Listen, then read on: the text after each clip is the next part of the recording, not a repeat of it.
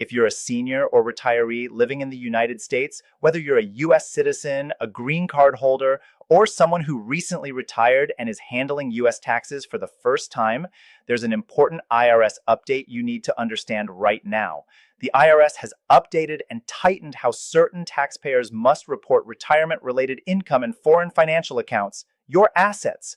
And while this might sound like just tax stuff, it can become an immigration issue too, especially if you're a lawful permanent resident adjusting status or planning to apply for U.S. citizenship, because tax filing history and consistency can come up in immigration processes. In this video, I'm going to walk you through what's changed, who this affects, what to check immediately, and the safest next steps so you can stay compliant and avoid unnecessary stress. My name is James. I've been working in the US immigration space for the past 6 years, helping thousands of individuals and families understand the systems that impact their lives. And today, I want to help you understand how this IRS filing update can impact you. This is Us Money and Move, and I'm glad you're here. Let's start with the big picture. The IRS is the federal agency that enforces US tax law. Each year, most people file an income tax return to report earnings, deductions, and credits. But what many retirees don't realize, especially those with international ties, is that how you file matters.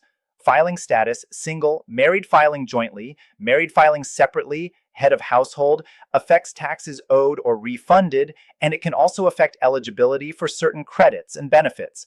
For seniors and retirees, your income can look very different than it did during your working years. You might be receiving Social Security, a pension, IRA, 401k distributions, annuities, or investment income. And if you have income from overseas, like a foreign pension, or you still maintain foreign bank or investment accounts, the reporting rules can get complicated fast. So, what is the update you need to pay attention to? The simplest way to understand it is this. The IRS is placing stronger emphasis on complete reporting of foreign-held accounts assets and certain retirement income streams. And many people who never had to file extra forms before may now discover they actually do, or that the definitions used to decide whether you must file have expanded or are being enforced more strictly. This is not a new tax. It's not the IRS randomly inventing a brand new penalty. It's more like a tighter compliance push combined with updated guidance and reporting expectations that can catch seniors off guard, especially if they have foreign pensions, overseas retirement plans, or accounts outside the US. Here's the key takeaway. If you meet certain reporting requirements and you don't file the correct forms, even by accident, you can face penalties, interest, and long-term complications that are much harder to fix later than they are to prevent now. Now let's talk about who is most likely to be affected. If you're a US citizen or a lawful permanent resident, green card holder, and you have any of the following, you should pay close attention. You receive a pension from your home country or a foreign employer. You have a bank account outside the US, even if it's just sitting there. You have investment accounts overseas. You kept savings abroad for family reasons. You have a joint account overseas with a spouse, parent, or child. You're listed on an account for convenience, but your name is still on it. Two major reporting areas come up again and again. First, the FBR. This is the foreign bank account report filed as Finanzen Form 114. Many people misunderstand the threshold. The most common rule is if the total value of all your foreign financial accounts combined exceeds $10,000 at any time during the year, you may be required to file an FBR. That's not $10,000 per account. It's the combined total, and it's based on the highest value during the year. Second, Form 8938, Statement of Specified Foreign Financial Assets, which is filed with your tax return. The thresholds vary depending on whether you live in the US or abroad and whether you file single or jointly. For many people living in the US, the thresholds can start around $50,000 end of year, charge $75,000 anytime during the year for single filers, and higher for married filing jointly. The numbers can be different for people who qualify as living abroad for tax purposes. The point is, it's very easy to fall into a filing requirement without realizing it, especially if you have multiple accounts or investment holdings overseas. And on top of accounts, foreign pensions and non-US retirement plans can raise reporting questions too. Some foreign retirement arrangements don't fit neatly into the US retirement categories, and the correct treatment may depend on tax treaties and the type of plan. That's why guessing is risky here. Now, the big question many of you are asking is, can this affect immigration? Directly, the IRS doesn't approve or deny immigration cases. USCIS and the IRS are separate agencies, but indirectly, yes, tax compliance can matter in immigration situations. Here's how it can show up. If you apply for naturalization, USCIS may consider whether you filed required tax returns as part of the overall good moral character picture. If you're petitioning for a family member or being sponsored, tax documents often matter because sponsors commonly submit tax transcripts and income evidence. And if there are inconsistencies like income that doesn't match what was claimed elsewhere, those inconsistencies can create delays, requests for evidence, or credibility issues.